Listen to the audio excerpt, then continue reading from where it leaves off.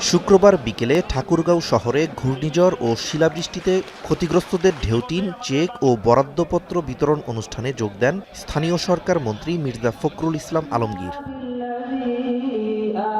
তিনি বলেন, দেশে জ্বালানি তেলের যে সংকট দেখানো হচ্ছে এটি কৃত্রিমভাবে তৈরি করা। কিছু মানুষ অনৈতিক ব্যবসা শুরু করেছে দাবি করে তাদের প্রতিহতের আহ্বান জানান মির্জা ফখরুল। এই সমস্যাটা কিছুটা হচ্ছে তৈরি করা। দুঃখজনকভাবে কিছু মানুষ এখানে একটা অনৈতিক ব্যবসা শুরু করেছে, যে ব্যবসাটা আমাদের জন্য, দেশের জন্য, জাতির জন্য ক্ষতিকর হয়ে যাচ্ছে। দেশের উন্নয়নের জন্য প্রধানমন্ত্রী তারেক রহমানের নেতৃত্বে নতুন নতুন প্রকল্প হাতে নেওয়া হয়েছে বলে আরও জানান তিনি। আমরা কাজ শুরু করেছি। আমাদের সরকার, আমাদের দেশনায়ক আমাদের যে নতুন করে বেঁচে থাকার স্বপ্ন দেখাচ্ছেন। অন্যদিকে শুক্রবার সকালে চট্টগ্রাম বিশ্ববিদ্যালয় ক্যাম্পাসে সরস্বতী মন্দির উদ্বোধনে যান অর্থ ও পরিকল্পনা মন্ত্রী আমির খসরু মাহমুদ চৌধুরী। এ সময় তিনি বলেন, বিএনপি স্থিতিশীলতা ও সহনশীলতার রাজনীতিতে বিশ্বাসী। বিশ্ববিদ্যালয়গুলোর স্থিতিশীলতা যারা নষ্ট করবে তাদের ছাড় দেয়া হবে না বলেও হুঁশিয়ারি দেন আমির খসরু।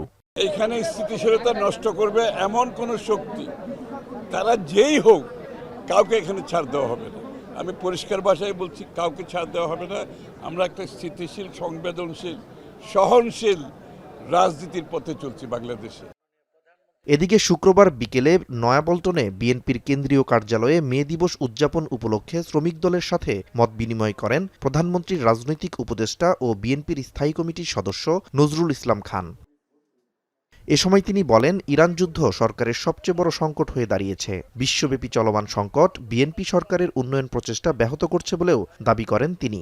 আন্তর্জাতিক একটা ঘটনার প্রেক্ষিতে একটা বড় সংকট হয়ে গেছে, যেটা আমাদের বহু উন্নয়ন প্রচেষ্টা কিছুটা হলো বিঘ্নিত করেছে, বাধাগ্রস্ত করেছে।